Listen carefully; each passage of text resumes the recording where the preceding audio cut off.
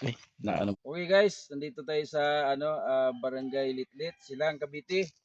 At nandito tayo sa isa sa mga kaibigan natin na farmers. At dito tayo, tulungan natin kung paano natin pabungahin yung kalamansi. Kung napapansin nyo, itong kalamansi na to, yung dahon niya, um, kulang sa potassium at saka phosphorus.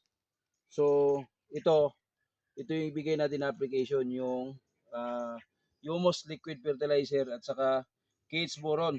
Ito yung soil conditioner na kung saan i-apply natin sa mga pananim natin para gumanda at mag-grow yung dahon niya kasi parang namamatay-matay na oh. Tingnan niyo parang laya na, parang na kulang siya sa nutrients na pangailangan niya. So bibigyan natin siya ng unang application.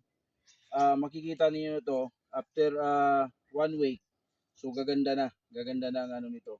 So bigyan natin ng treatment. Ibaon natin dito sa lupa. So ang pag-apply nito is simple lang.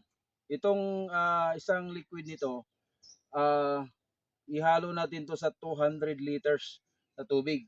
So ibubuhos lang natin dito. So after 2 weeks at makikita natin yung result. Gaganda. So pagagandahin natin muna yung puno para palaguin natin siya. Then saka natin bigyan ng pampabunga. So yun lang. Salamat at abangan nyo. Ito after 1 week, 2 weeks, maganda na to. So yun lang. Salamat.